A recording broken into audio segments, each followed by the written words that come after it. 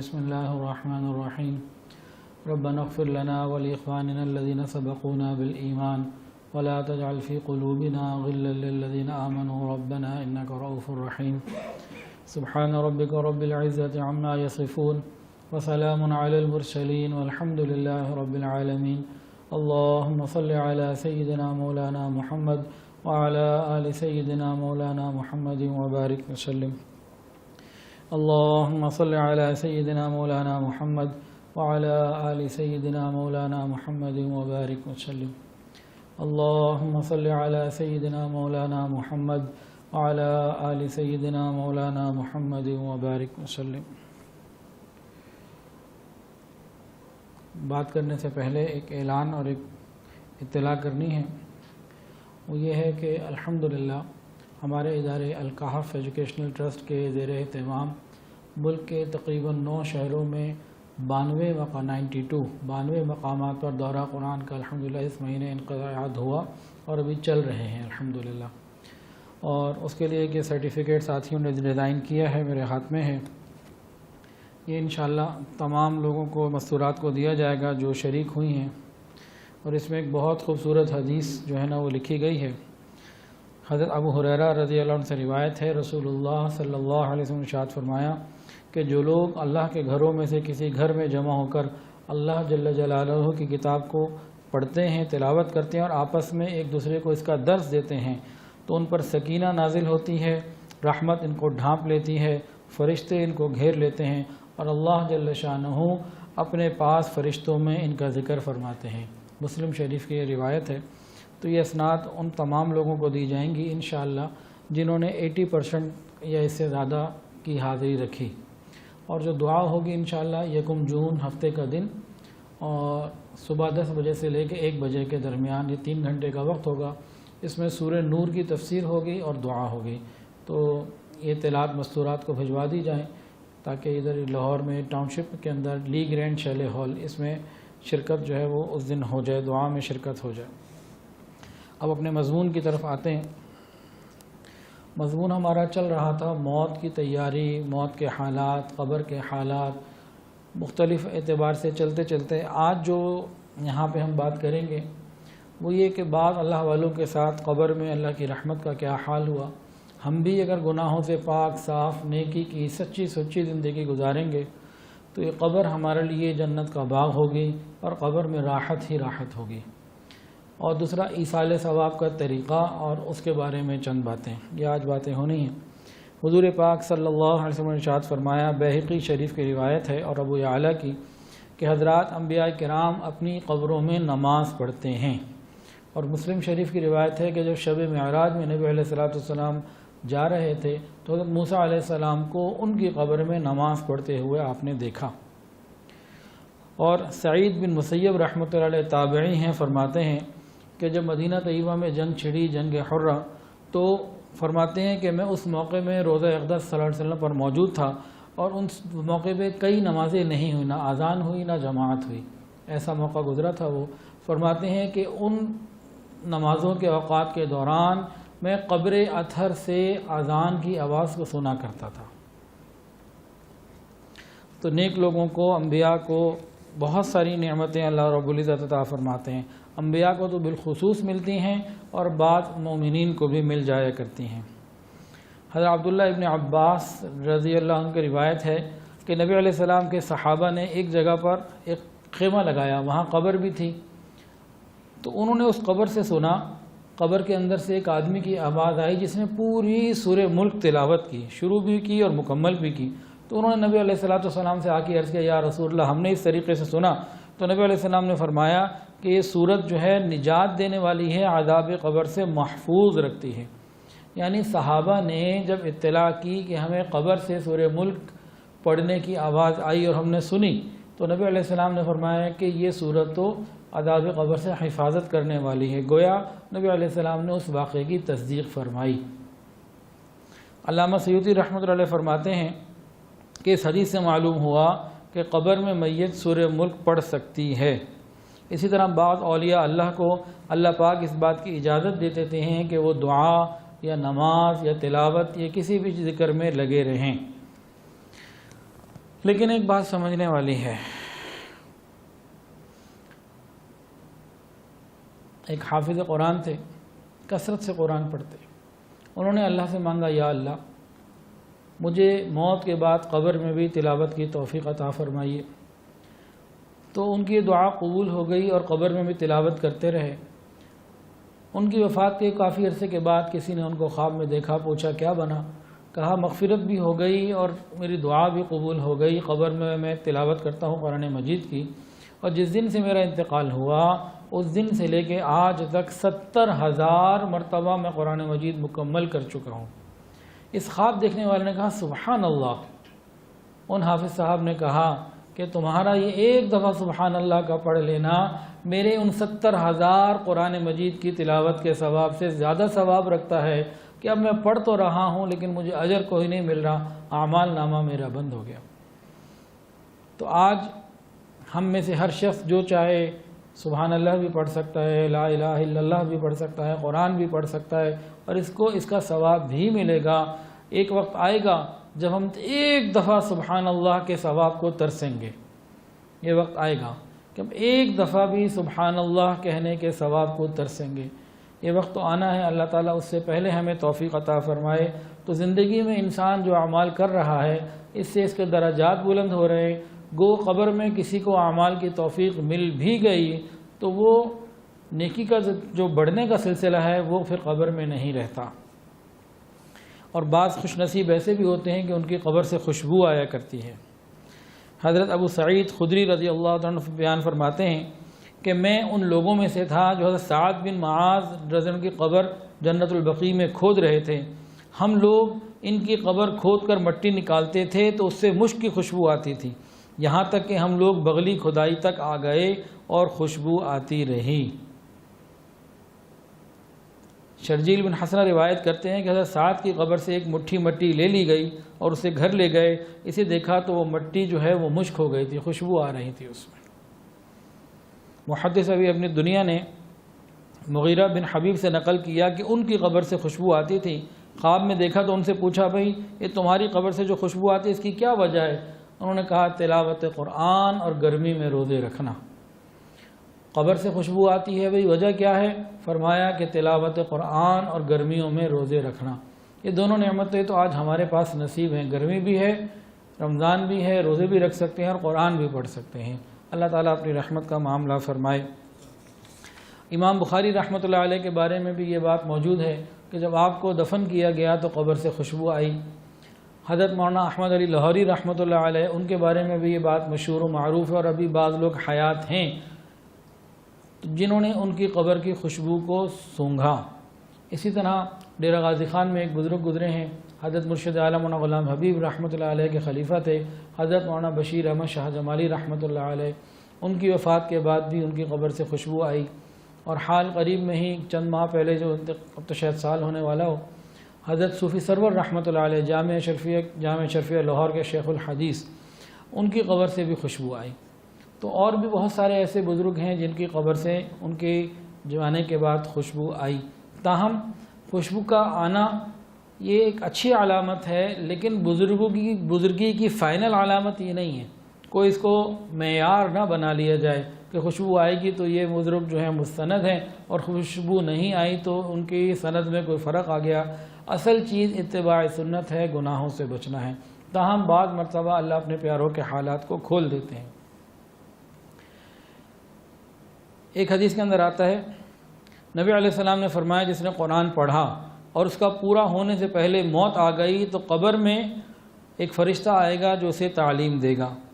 اور دوسری روایت میں حسن بصری رحمۃ اللہ علیہ فرماتے ہیں کہ مجھے یہ بات پہنچی ہے کہ کسی مومن کا حفظ قرآن مکمل نہیں ہوا ہوتا اور اس کے درمیان وفات ہو جائے تو قبر میں فرشتوں کو حکم ہوگا اسے قرآن پاک حفظ کروایا جائے اور قیامت کے دن حفاظ میں اٹھایا جائے گا۔ اس بات سے معلوم ہوا کہ انسان نیکی کے اعمال میں لگا رہے، جس کام میں بھی لگا ہوگا انشاءاللہ وہ پورا ہو جائے گا تو اجر ملے گا، نہیں تو یہ لگا رہے انشاءاللہ اللہ تعالیٰ آگے مہربانی فرما دیں گے۔ قرآن مجید کے لیے تو خاص طور سے یہ آیا کہ ناظرہ پڑھ رہا ہو یا حفظ کر رہا ہو تو فرشتے قبر کے اندر یہ معاملہ فرما دیتے ہیں، وہ فرشتے جو ہے یاد کروا دیتے ہیں۔ قبرستان جانا، ایک معاملہ یہ ہے قبرستان کا جانا۔ اس سلسلے میں بعض احادیث ہیں، نبی علیہ الصلوۃ والسلام نے ارشاد فرمایا کہ جو شخص اپنے والدین کی قبر پر ہر جمعے کے دن جائے اس کی مغفرت کر دی جائے گی۔ اور ایک حدیث میں آتا ہے جو شخص اپنے والدین یا ان میں سے کسی ایک کی قبر کی جو جمعے کے دن زیارت کرے گا اور سورہ یاسین کی تلاوت کرے گا تو اس کی مغفرت کر دی جائے گی۔ نبی علیہ السلام نے ارشاد فرمایا کہ میں نے پہلے تم کو روکا تھا کہ قبروں کی زیارت مت کیا کرو، لیکن اب تم جایا کرو، قبر کی زیارت کیا کرو۔ قبر دل کو نرم کرتی ہے، آنکھوں کو رلاتی ہے اور آخرت کی یاد دلاتی ہے۔ شروع میں جب لوگ مسلمان ہوئے تو ان کے عقیدے پختہ نہیں تھے، تو خطرہ تھا، اس بات کا اندیشہ تھا کہ یہ قبرستان جا کے رسومات میں اور ادھر ادھر کی چیزوں میں نہ لگ جائے، کیونکہ ابھی یہ دین کو انہوں نے قبول کیا اور پرانی چیزیں ابھی پورے طریقے سے ختم ہونے میں وقت لگے گا، دین پختہ ہو جائے۔ تو نبی علیہ السلام نے ابتدا میں روکا تھا، اس کے بعد خود فرمایا کہ بھئی جایا کرو اور عبرت کو وہاں جا کے حاصل کیا کرو، مرنے والوں کے لیے دعا استغفار کیا کرو۔ یہ تمام باتیں حدیث میں موجود ہیں۔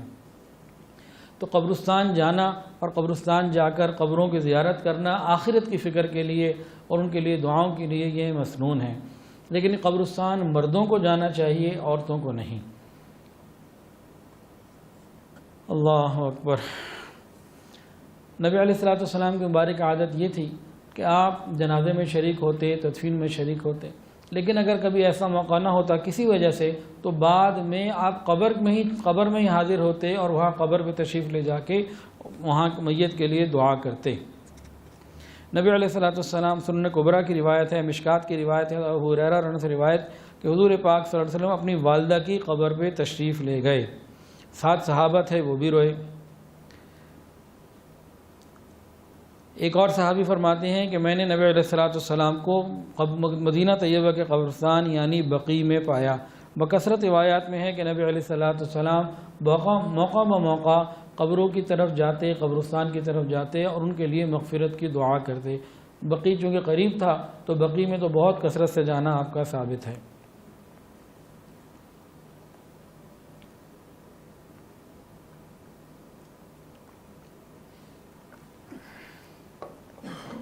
اسی طرح 15 شعبان، نصف شعبان کی رات کو قبرستان جانا نبی علیہ الصلوۃ والسلام کی پوری زندگی میں ایک دفعہ تو یہ ثابت ہے۔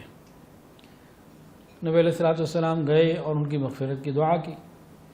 تو علماء لکھتے ہیں کہ ایک دفعہ اہتمام کے ساتھ بندہ چلا جائے تو یہ بات تو مناسب ہے، ہر دفعہ ہر سال جانا فرمائیں کہ یہ اتنا مناسب نہیں۔ ایک دفعہ کی بات جو موجود ہے، ایک دفعہ چلا جائے، بار بار جانا، ہر دفعہ جانا، اس کو ضروری سمجھنا تو غلط ہے، واجب سمجھنا تو غلط ہے۔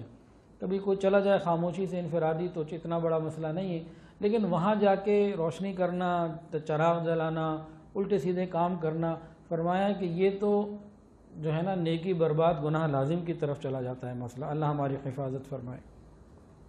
اچھا، قبر کو کچا بنانا چاہیے، پختہ نہیں کرنا چاہیے۔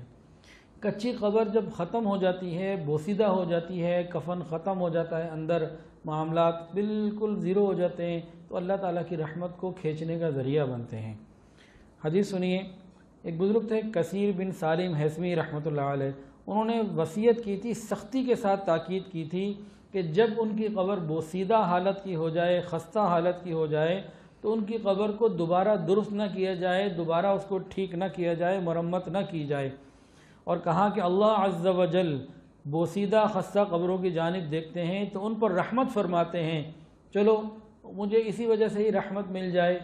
تو قبر کا اگر بوسیدہ ہو جائے تو اس کو بنانے کی بعض علماء نے اجازت دی ہے کہ ٹھیک ہے، اس کی مٹی کی ذرا دیکھ بھال کر لی جائے، پختہ تو نہیں بنانی، لیکن فرمایا کہ اس کو اگر ویسے ہی چھوڑ دیا جائے، ایک وقت آتا ہے یہ ختم ہی ہو جائے تو یہ اللہ کے قرب کا ذریعہ بنے گی۔ وہاب ابن منبہ رحمۃ اللہ بیان کرتے ہیں کہ حضرت ارمیہ علیہ السلام ایک نبی تھے، ایک ایسی قبر کے پاس سے گزرے جسے عذاب ہو رہا تھا، پھر دوبارہ کسی وقت سال کے وقفے سے کسی وقت دوبارہ گزرے تو دیکھا کہ اب تو قبر کے اندر سکون ہے، عذاب نہیں۔ تو آسمان کی طرف سے ایک آواز آئی، اے ارمیہ، میں نے اس کی قبر کو دیکھا، اس کا کفن سڑ گیا، اس کی ہڈیاں وغیرہ بوسیدہ ہو گئیں، قبر خستہ ہو کر دھس گئی، تو میں نے اس پر رحم کیا۔ اسی طرح میں کفن سڑ جانے والوں، بالوں کے بوسیدہ ہو جانے والوں، قبر کے خستہ اور دھس جانوں کو دیکھتا ہوں تو رحم کرتا ہوں۔ جب بال، ہڈیاں، ساری چیزیں یہ جو ختم ہونے لگتی ہیں، بوسیدہ ہونے لگتی ہیں، تو اللہ رب العزت کی رحمت اور زیادہ انسان کو مل جاتی ہے۔ تاہم کبھی کبھی قبر کا درست کروا لینا گنجائش موجود ہے۔ بہت زیادہ کون کروا لے گا؟ اولاد کروا لے گی، اس کے بعد تو مٹی نے ختم ہونا ہی ہے۔ اولاد کے بعد کو خوش نصیب ہوگا کسی کا پوتا بھی اس کی قبر میں آ جائے، ورنہ تو اولاد بھی آج کل نہیں آتی۔ تو قبروں کا نرم اور قبروں کا کچا بنانا ہی یہ سنت ہے۔ جب قبرستان میں جائیں تو کیا کریں؟ قبرستان میں جانے کے بعد کیا دعا کریں؟ مختلف دعائیں ہیں۔ ایک دعا یہ ہے، السلام علیکم یا اہل القبور، السلام علیکم یا اہل القبور یغفر اللہ لنا ولکم انتم سلفنا ونحن بالأثر۔ السلام علیکم یا اہل القبور یغفر اللہ لنا ولکم انتم سلفنا ونحن بالأثر۔ السلام علیکم یا اہل القبور یغفر اللہ لنا ولکم انتم سلفنا ونحن بالأثر۔ اس کا ترجمہ یہ ہے، اے قبر والو تم پر سلامتی ہو، اللہ ہماری اور تمہاری مغفرت فرمائے، تم ہم سے پہلے چلے گئے، ہم تمہارے پیچھے پیچھے آنے والے ہیں۔ تو ان کے لیے دعا ہو اور اپنی فکر ہو کہ ہم نے بھی اسی منزل پہ آنا ہے، ہمارا راستہ بھی یہی ہے۔ جن مردوں کی تدفین ہو چکی ہوتی ہے ان کے لیے ایصال ثواب کیسے کیا جائے، کیا معاملات ہوں؟ اگر ان کے درجات کو بلند کرنا ہو یا ان کے عذاب میں تخفیف کرنی ہو تو ایصال ثواب دونوں جگہ کام آتا ہے۔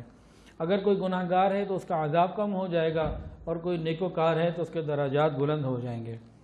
حضرت ابو ہریرہ رضی اللہ عنہ سے روایت ہے کہ ایک شخص نے رسول اللہ صلی اللہ علیہ وسلم سے پوچھا کہ میرے والد کی وفات ہو گئی، انہوں نے مال چھوڑا اور وصیت کوئی نہیں کی، تو کیا میں اپنے جانب سے ان کے لیے کوئی صدقہ کروں تو ان کے گناہوں کی معافی کا ذریعہ بن جائے گا؟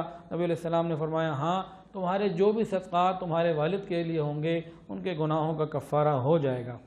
تو صدقہ خیرات جس طرح زندوں کے حق میں معافی کا ذریعہ بنتے ہیں، اسی طرح مردوں کے حق میں بھی معافی کا، گناہوں کی معافی کا، عذاب کی کمی کا سبب بن جاتے ہیں۔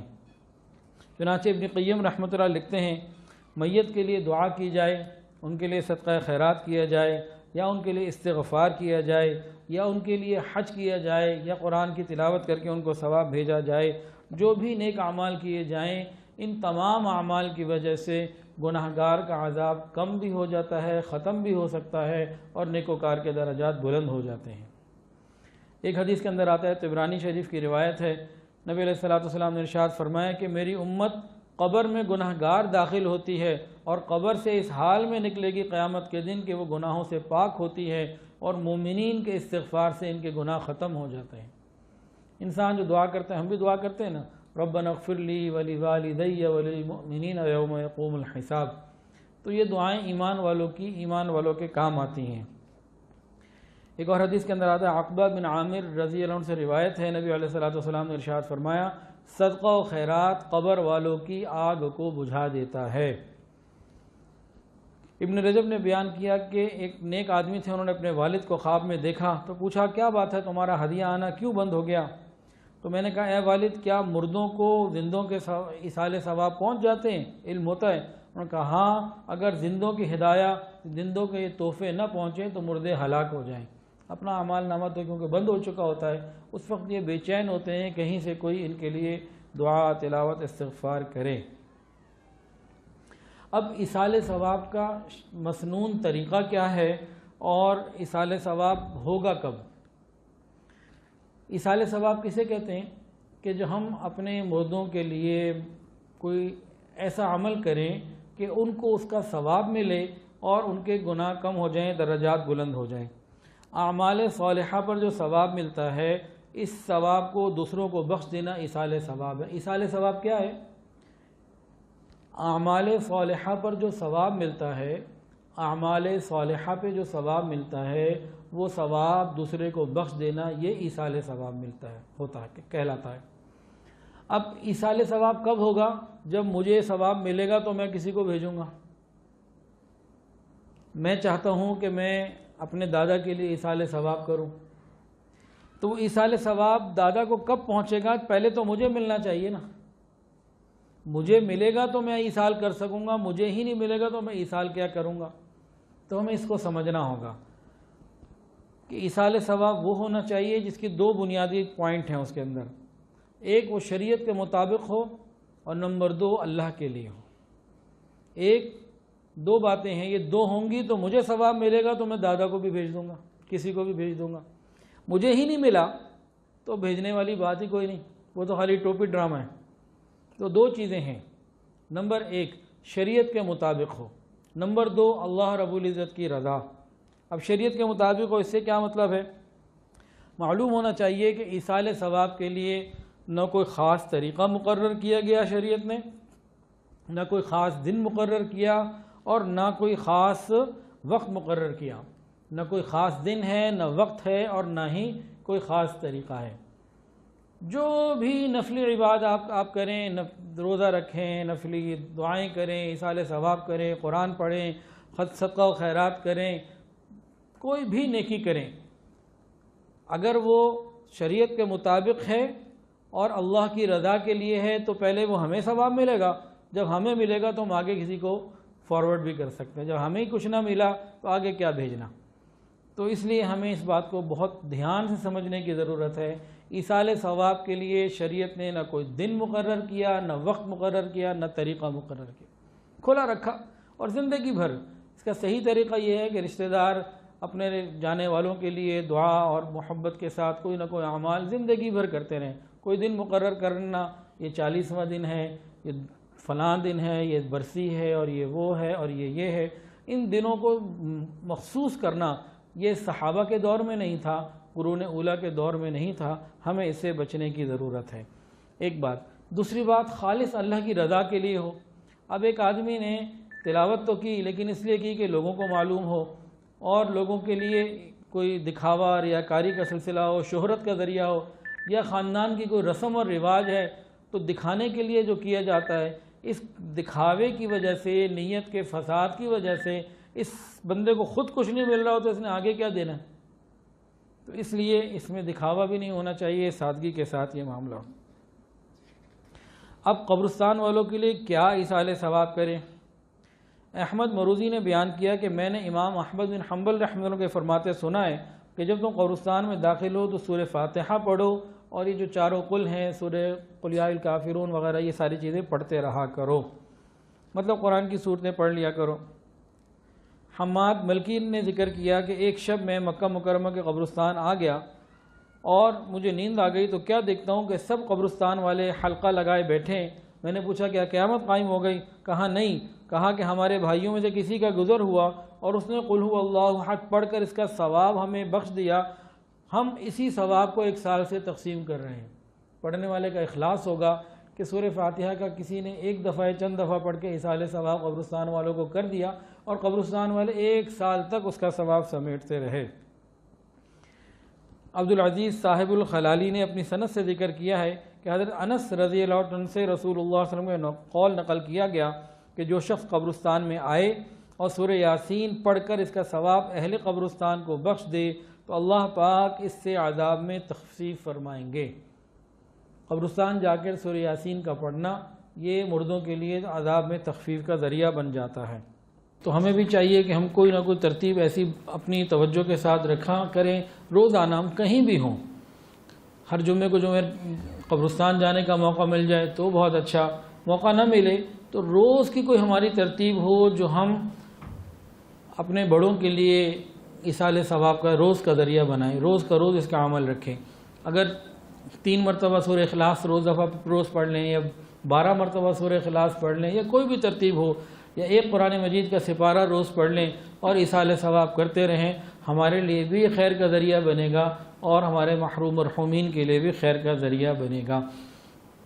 جو لوگ حج عمرے پہ جاتے ہیں، یہ طواف کرتے ہیں، تو طواف جو ہے یہ بھی کیا جا سکتا ہے، نفلی طواف کسی کے لیے کر لیا اور اس کا ثواب ان کو بھیج دیا۔ 2-3 دن پہلے بھی کسی نے مسئلہ پوچھا کہ جی میں چاہتا ہوں کہ فلاں کی طرف سے ایصال ثواب کروں اور ان کے لیے میں فلاں کی طرف سے طواف کروں۔ میں نے کہا جی بہت اچھا۔ اب مجھے نہیں یاد کس کے لیے کہا، دادا کے لیے کہا، والد کے لیے کہا، کیا پوچھا۔ میں نے کہا جی بہت اچھی بات ہے، میری خواہش یہ اگر آپ مجھ سے پوچھتے ہیں تو میں یہ کہتا ہوں کہ آپ ایسا کریں، اپنا عمرہ ادا کر لیا نا اب آپ ایک طواف حضور پاک صلی اللہ علیہ وسلم کی طرف سے کر دیں۔ نبی علیہ السلام کی شان اور حق ہی جدا ہے، وہ تو آپ کریں، اس کے بعد آپ نفلی طواف اپنی طرف سے کریں اور پوری امت کو ثواب بھیج دیں۔ ایک دو کو بھیجنے کی کیا ضرورت ہے؟ حضرت آدم علیہ السلام سے لے کے قیامت تک آنے والے ہر کلموں کو شامل کر لیں، ساروں کو ہی مل جائے گا۔ تاہم کسی ایک کے لیے بھی کرنا چاہیں تو بالکل گنجائش ہے، کوئی مسئلہ نہیں ہے۔ اب ایصال ثواب کا طریقہ کیا ہوتا ہے کہ ہم نے کوئی نیک عمل کیا، 2 نفل پڑھی، کچھ بھی، بس دل کا ارادہ، یا اللہ اس کا ثواب فلاں کو بھیج دیجئے، خود ہی اللہ بھیج دیں گے۔ اس کا طریقہ یہ ہونا چاہیے، سب سے پہلے تو ہم دعا کریں، یا اللہ اس عمل کو قبول فرما لیجئے، جو کمی کوتاہی ہو گئی اس کو معاف کر دیجئے، اور یا اللہ اس کا ثواب ہم حضور پاک صلی اللہ علیہ وسلم کو بھیجتے ہیں، اللہ بھیج دیجئے، قبول فرما لیجئے، اور حضور پاک صلی اللہ علیہ وسلم کی برکت سے پوری امت کو عطا فرما دیجئے، اور بالخصوص بھائی میرے والد ہیں، میرے دادا ہیں، بھائی ہیں، بیٹا ہے، تو ان کا بھی انسان ذکر کر لے تو دل کو ایک تسلی بھی ہو جاتی ہے۔ تو ہم ایصال ثواب کا طریقہ بنائیں اور زندگی بھر اس کو جاری رکھیں، اور ان کے لیے اگر کوئی مسجد، مدرسہ اور کوئی ایسا کام کر جائیں جو باقی رہنے والا ہو تو ان کو بھی کام آتا رہے گا، جب ہم مریں گے ہمیں بھی کام آئے گا۔ اللہ تعالی ہمیں شریعت کے مطابق زندگی گزارنے کی توفیق عطا فرمائے۔ وآخر دعوانا ان الحمدللہ رب العالمین۔ دعا کر لیجیے۔ الحمدللہ رب العالمین، صلی اللہ علی النبی الامی الکریم۔ ربنا ظلمنا انفسنا وان لم تغفر لنا وترحمنا لنکونن من الخاسرین۔ اللہ ہم آپ کے عاجز مسکین بندے ہیں، اللہ ظاہر میں بندے، حقیقت میں نہایت ہی گندے ہیں۔ یا اللہ ہمارے دلوں کی گندگیوں کو دور فرما، ہمارے سینوں کو اپنے نور سے منور فرما، ہمارے دلوں کو اپنی یاد سے آباد فرما، اللہ سینوں کو اپنی محبت سے لبریز فرما، خطاؤں سے درگزر فرما، عیبوں کی پردہ پوشی فرما، اللہ اپنی رحمتوں کی پشت پناہی نصیب فرما۔ رب کریم سر کے بالوں سے لے کر پاؤں کے ناخنوں تک نیکی تقوی عطا فرما۔ یا الہ العالمین ہماری دعاؤں کو قبول فرما۔ یا اللہ موت سے پہلے ہمیں موت کی تیاری کی توفیق عطا فرما۔ رب کریم ہمارے روزوں کو، سحری افطاری کو، اعمال کو اپنی رحمت سے قبول فرما۔ یا الہ العالمین ہم میں اور ہمارے گھروں میں جو پریشان ہیں ان کی پریشانیوں کو دور فرما۔ رب کریم بہت سارے لوگوں نے دعاؤں کے لیے کہا اور جو کہنا چاہتے تھے نہیں کہہ پائے، اور وہ لوگ جن کا حق ہے کہ ان کے لیے دعائیں کرتے رہا کرے، رب کریم سب کے لیے خیر کے فیصلے فرما۔ وصلی اللہ تعالی علی خیر خلق سیدنا محمد وعلی آلہ وسلم۔ ویڈیو کے نیچے سبسکرائب کے بٹن پہ کلک کریں، بیل کے آئیکن پہ کلک کیجئے تاکہ ہر نئی ویڈیو کی نوٹیفیکیشن آپ کو مل جائے۔